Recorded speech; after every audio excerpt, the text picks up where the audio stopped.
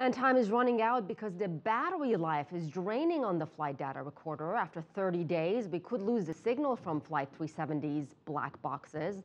And finding those are absolutely critical, as Jim explained. Now, but what happens once the boxes are found, and what answers will actually be answered once they're recovered? Here's CCTV's Malini Wilkes. This is the signature of a black box ping. One pulse about every second of every minute of every hour for as long as the batteries last. That's usually about 30 days.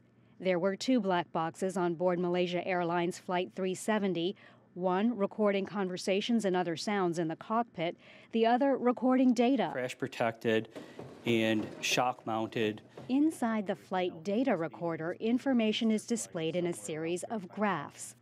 Every flight data recorder records the data in binary values. It's a series of ones and zeros. In order for humans to understand that, we need to convert it into engineering units. And engineering units simply mean feet for altitude.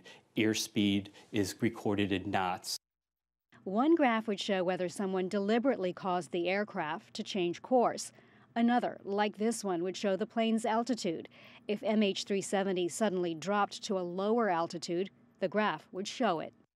I think one of the important things that people will be looking at is who was in control of the aircraft. So when we look at the data from the flight data recorder, you can see if the inputs were coming from the autopilot or the left seat or the right seat. In other words, the pilot or the co-pilot.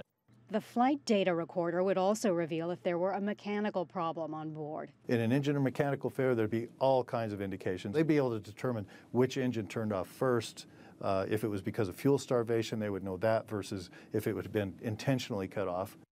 There are several ways to try to find the black boxes. The one that investigators have placed most hope in is this, a so-called underwater towed pinger locator.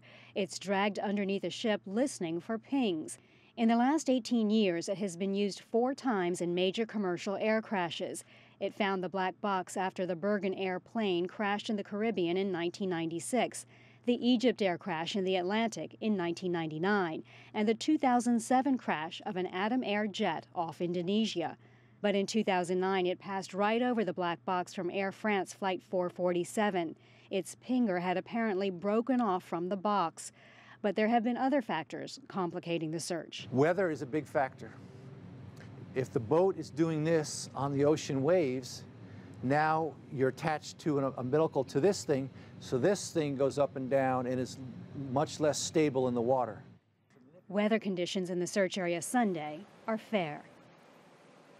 Malini Wilkes, CCTV.